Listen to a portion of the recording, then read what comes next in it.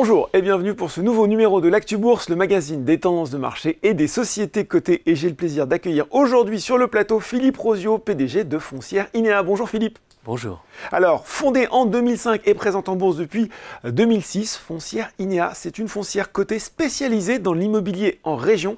Et je sais que cet attachement au territoire, il vous tient à cœur. Comment vous présenteriez, Philippe, votre société en quelques mots pour les investisseurs qui nous regardent aujourd'hui et qui ne la connaîtraient pas? D'abord, Foncière Inéa, c'est la première foncière cotée qui a cru dans les régions. On a une politique d'investissement qui est complètement dédiée aux régions. C'est aujourd'hui un acteur de référence dans l'immobilier d'entreprise, notamment en matière de bureaux et de logistique urbaine. D'accord. Et c'est enfin un des leaders du green building. Ça veut dire quoi? Ça veut dire qu'on a un portefeuille qui est constitué d'immeubles, notamment de bureaux peu énergivores. On est comme ça le premier détenteur d'immeubles de bureaux en bois en France, en région. Si on rentre un petit peu dans le détail, quel est le business model de Foncière Inéa? Le business model, d'abord, il est fait de conviction. Au départ, il y a maintenant une vingtaine d'années, en 2005-2006, il faut en avoir solidement bien, établi. bien chevillé au corps pour y aller. Après, très vite, en fait, on a identifié un angle de tir, si j'ose dire, c'est qu'en fait, on voulait constituer un patrimoine avec des immeubles neufs et verts. Neuf, ça veut dire quoi? Très simplement, ça veut dire que vous allez acheter des biens, entre guillemets, au cul du camion, c'est-à-dire que vous adressez au promoteur, puis vous êtes en train d'acheter ces biens-là avec un mode d'acquisition qu'on appelle VFA, c'est-à-dire vente en l'état futur d'achèvement. Et puis après, on a très vite vu que ces immeubles-là étaient les premiers à commencer à bénéficier des normes environnementales. Et donc, on a associé les deux, et c'est ça qui a fait globalement notre approche. Le pari pour nous a été gagnant, puisque dit un peu autrement, vous achetez des immeubles neufs, vides, puisqu'ils sont à commercialiser. À partir du moment où vous arrivez à les remplir, à les commercialiser, vous créez de la valeur. Bon, et puis on se dit qu'effectivement, ces bureaux qui sont dernières normes sont forcément attractifs. Quand même, il faut qu'on parle un petit peu des difficultés rencontrées par le marché de l'immobilier, notamment sur le segment du bureau, notamment en 2024.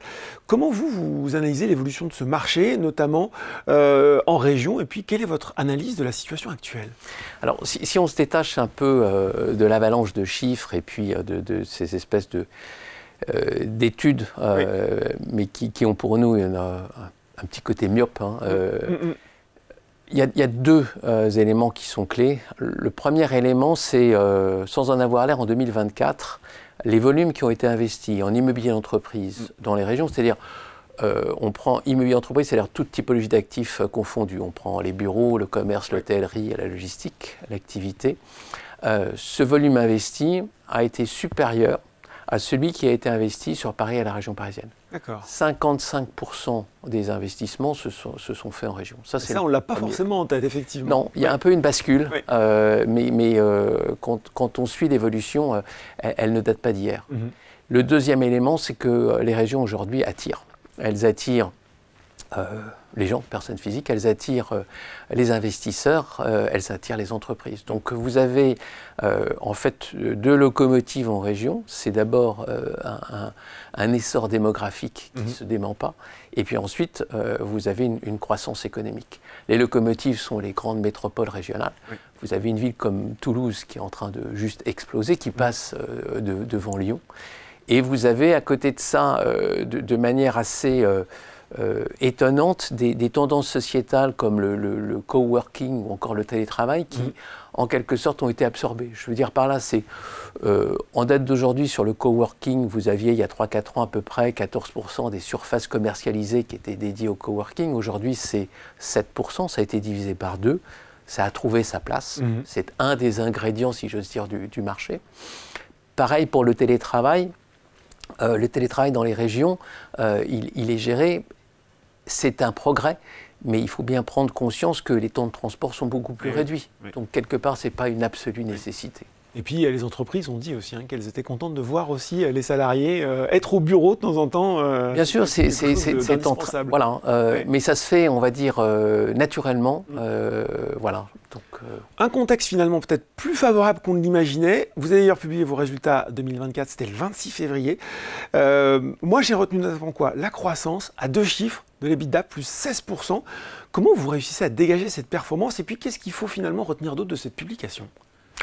Je pense que, si vous voulez, on a deux piliers fondamentaux pour expliquer cette performance. Le premier, c'est qu'on a une croissance en fait opérationnelle qui est forte et qui est l'une des meilleures du secteur.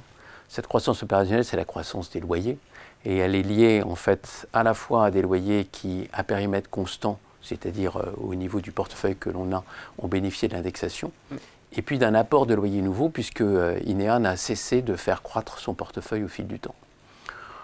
L'autre point, c'est celui de la résilience patrimoniale. On a un portefeuille qui a une valeur qui n'a été corrigée que de 2%, et ce depuis juin 2022, c'est-à-dire le début de l'envolée des taux d'intérêt.